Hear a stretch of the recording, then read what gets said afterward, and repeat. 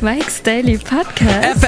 Episode 1127. Hello, it's Mike Matthews, broadcasting from Cafe Anyway, located somewhere in Podcastro Valleyton. Today, we hear from Chely Shoehart, Floyd the Floorman, John Deere the engineer, plus the return of the much-loved segment that's called Mike's Daily Podcast. No, it's not called that. It's called This Is Interesting, where we have an interesting story to bring you.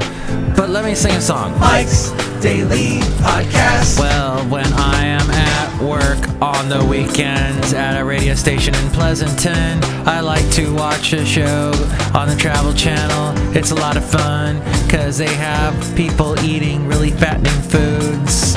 And you might be going, Mike, why is that so fun for you to watch other people eating? Because, well, Mike's Daily Podcast. I can watch him eat all these fattening foods and then I don't gain any weight. Wow. That's a fascinating Mike's observation. Daily No, it's not. Podcast. All right. Yeah. This is a bizarre observation, and that is... And this is a little dark. I'm taking a turn for the serious dark side about the late great Prince. Don't you think it's odd that he died in an elevator? And that song, Let's Go Crazy, one of my favorites by him, he says, and if the elevator tries to bring you down, go crazy. And he died in an elevator. The symbol that he's known for has an arrow that points down. I know, right? Isn't that weird? Anyway, I was thinking about that today for no apparent reason. And also, yesterday, I take Bart to Pleasanton from Podcastro Valley because, I don't know, I want to save the environment, I guess. And I just get tired of driving. I just don't want to drive sometimes. But I had so many obstacles on my way to get on BART yesterday. It was crazy. There was people like, I knew I was running a little bit late. I parked my car. I run to the BART station to where I need to get on BART. Oh, look, I just walked in. And there were like people in my way. I'm coming around the corner. There's this huge guy, probably around my age. He's kind of big as in overweight, and he's pushing a bike along. He's got a big helmet on, and he says to me, "You just missed the San Francisco train." I don't care about the San Francisco train. I'm trying to get to frickin' Pleasanton. Shut up. Then once I get to Pleasanton, or actually West Dublin is the station I get off at, I'm walking along. And I'm walking through. I have to walk through the mall, the Stone Ridge Mall. That's where I usually stop at the Nestle Toll House little booth thingy and get myself a fattening drink of some sort of blended drink. Yesterday, the cute young girl in her little tight, whatever you call them, pants. I guess Nestle Toll House makes their girls wear those. I don't know why, but anyway, that she had made me the Butterfinger Frappuccino, which involved sprinkling of, like those mustard and ketchup things that you find at the hamburger restaurants, where you try and go and get a burger, and you got the little yellow squeeze thing and the red squeeze thing. They're not, the little plastic whatever things. Look who else just walked in. They, at Toll House Cookies, instead have a peanut butter one that they sprinkle on the Butterfingers drink. And it is made of, I asked her, what's it made of? What's in there? And she goes, the peanut butter sprinkle thing. I'm like, how you liquefy peanut butter? And she says, it's peanut butter with peanut oil. You know when you get that peanut butter, sometimes the certain kinds you buy have the oil on top? They mix that together, like they put extra oil in it, and that's how they're able to drizzle the peanut butter on top of your Well, first off, they drizzle a bunch and drizzle some chocolate in the cup. And then they pour the contents of the Butterfinger Frappuccino into your cup, and then they put the whipped cream. And then they put more of the drizzle on top of the whipped cream.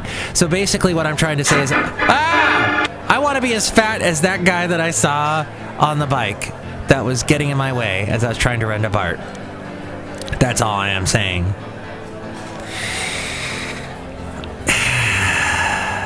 It was so good, though. I stopped by there again, saw the same girl, and I stopped by there today and got their turtle Frappuccino, which I guess they throw pecans in and caramel and chocolate.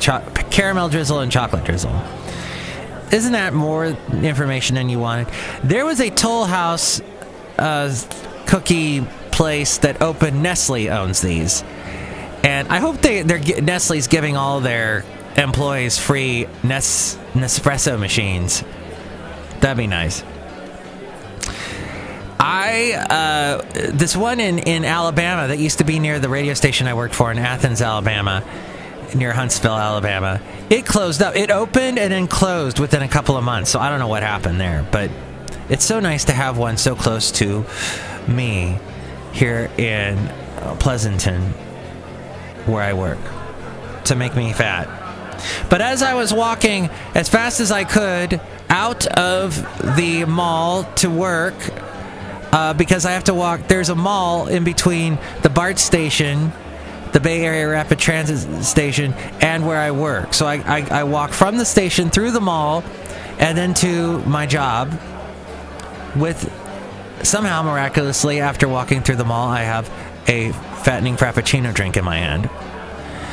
And as I am walking to the station, I'm walking through the parking lot of the mall, I see a guy driving by in a Camaro. He's a young kid. Let's call him Kid Camaro, because it's a cool name.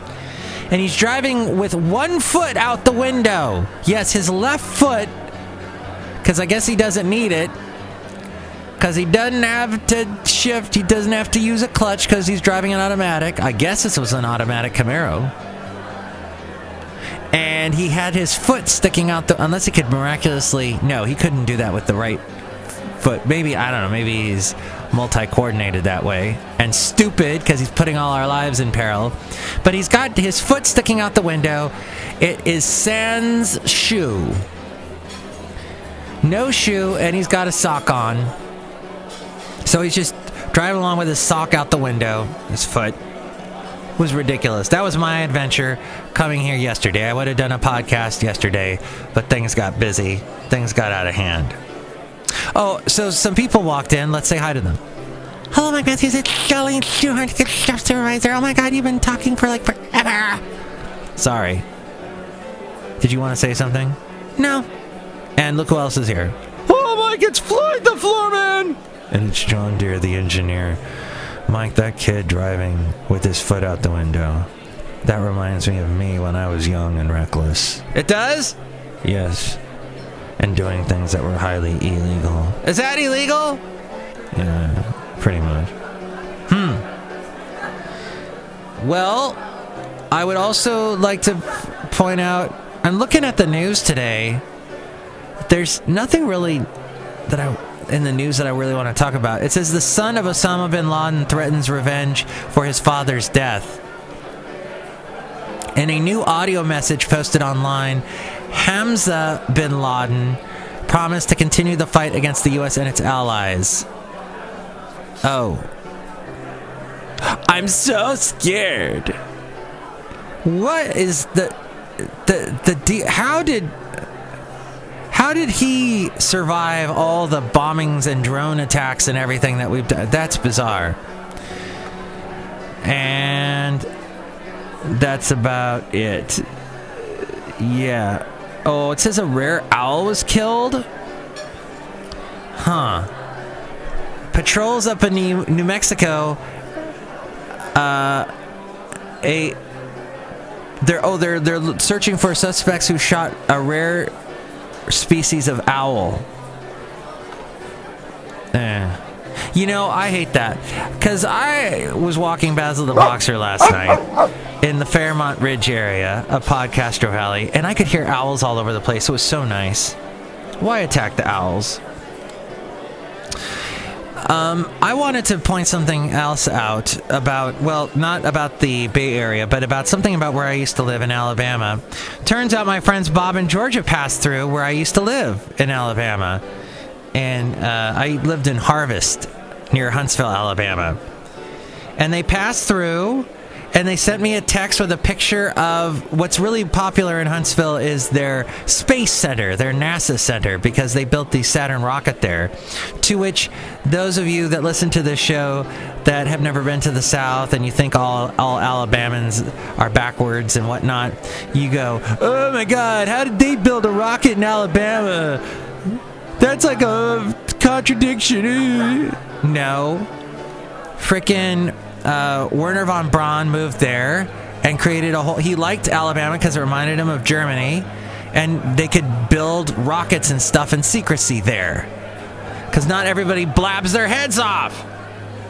Like they do here at Cafe Anyway. All these people talking behind me, they're talking about me! So a guy that I work with here at this radio station in Pleasanton decided to recite practically the entire stand-up routine of Louis C.K. He saw Louis C.K. in Oakland last night at the Oracle Theater, the same exact spot where the Warriors lost their final game. In fact, Louis C.K. made some joke about that. Like, hey, that must have sucked for you people, the people that were here that night watching the game, and here are all these guys from Cleveland celebrating down on the floor, and everybody in the entire building is like, oh, it should have been us. Anyway, he made some joke out of that. But it suddenly made me realize that people, back when I was a kid, when you were talking about, oh, hey, there was this great movie or this great comedian, and he said this funny thing, or they said this funny thing in the movie or on TV, you would recite the entire thing. You would try and think of it from memory and then recite it. Whereas millennials today, particularly Haley, who we have not done a Daily Haley with lately, but that's because it's been so stressful at work. I will at some point do one with Haley yet again. Not this work, but the other work. I have two different jobs.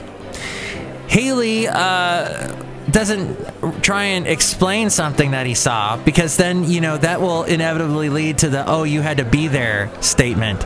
No, Haley pulls out his phone or grabs the nearest computer and looks up YouTube or whatever he can find wherever the information is found and shows it to me.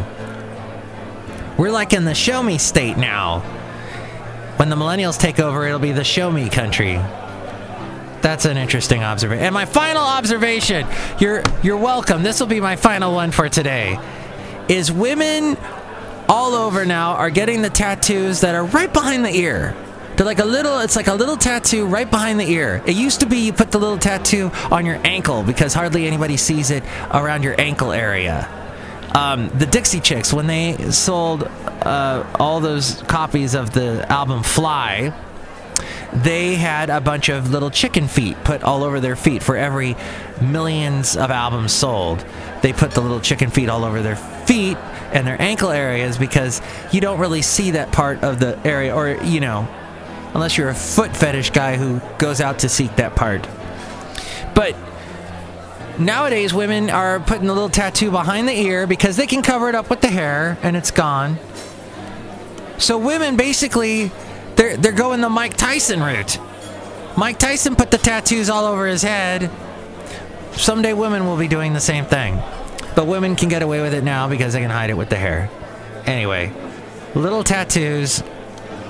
I would think that'd be more difficult for a tattoo artist to be able to do the little tattoo, because you got to be really exact and precise. And that's about all. I don't want to talk about Trump.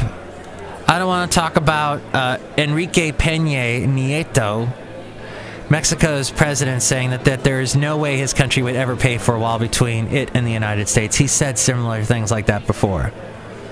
But Obama says, I can make it happen. I can make them do it. And my mom is a big Trump supporter. My mom was a big Trump supporter I'm like, Mom, how on earth can Trump possibly, there's no way that he can make Mexico build a wall. She's like, oh yeah, there's all kinds of ways they can do it, because she's drank the Kool-Aid, as all the Trump supporters have. At any rate, I want to thank you. I wanted to make some observation about politicians too. About the whole, yeah, it was about this whole, okay, so the horrible thing that happened in Dallas, and the other horrible thing that happened in St. Paul, and all that going on, and politicians were saying things like, it's time for healing.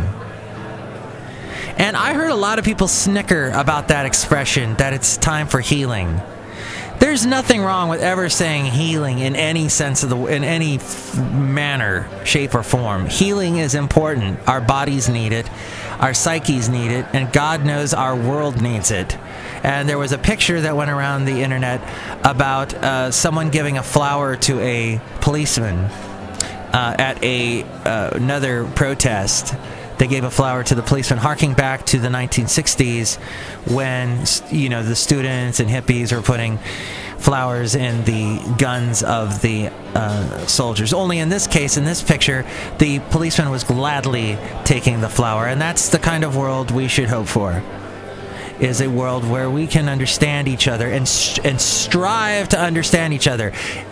If it's a world of us and them, that is where we fall and we fail. And go to my website, mikesdailypodcast.com. Wait, what the hell just happened there? I just said I had nothing more else to say in my little rant, and I wanted to mention my website before I got to the news segment. But yeah, there's links to the Amazon link if you want to buy something. Let's say perhaps you want to buy a book that talks about things in our world that we should change or whatever, or healing. You can go through that link at mikesdailypodcast.com and buy whatever it was you're going to buy on Amazon, and that helps us out. There's also the PayPal if you'd like to help support the show that way. You'll get a special greeting from all the Cafe Anyway characters. And finally, all the podcast pictures. Speaking of which, today's podcast picture. And here's today's podcast picture. It's a little interaction between me and this lady right here. Hi, Mike. How y'all do? It's Benita the Rodeo Queen. And then also my dog, Basil the Boxer, are in this podcast picture. Benita, I would talk to you, but I got to do my news thing. All right, go ahead. All right, here we go. It's time now for This Is Interesting. This is interesting. Wow, this is interesting. Recently, of course, was the 4th of July. It was like a week ago, and a question has come to our minds here in the Bay Area. Yes, 4th of July sucks because of the sound pollution. I heard so many explosions, so many bombs bursting in air. It was so just annoying. Got so sick of it. But the other problem is, do fireworks pollute the Bay? Yes, this is a very interesting question. All around San Francisco Bay, during the 4th of July celebrations, brightly colored fireworks lit up the night sky. Fireworks are often set off over water, because setting them off over land creates a risk of fire. However, fireworks can cause so much pollution that some communities ban them over lakes used as drinking water resources.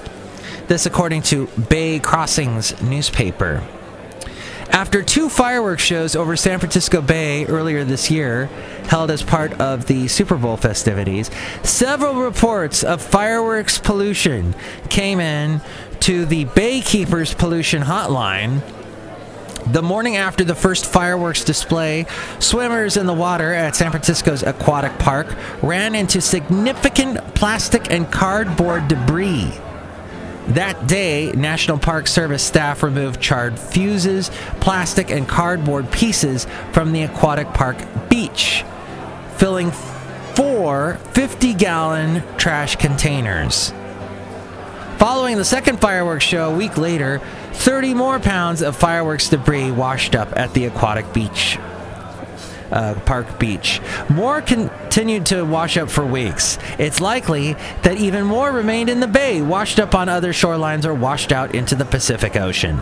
This pollution doesn't have to happen. There are methods of preventing, or at least minimizing, pollution from fireworks. In fact, in San Diego, companies putting on fireworks displays are required to use practices that give maximum protection to the body of water below. Here are some ways to do that. Replace perchlorate with less toxic substances. Perchlorate is a chemical used in fireworks to create bright flashes of light, but once perchlorate is in the water, it can harm people and wildlife. Alternative fireworks create bright flashes using less toxic substances. Remove debris immediately. Within 24 hours, cardboard, plastic, and other debris should be collected from everywhere it falls on the water or washes onto shore. And finally, prevent fireworks from washing overboard. When fireworks are launched from barges, entire boxes can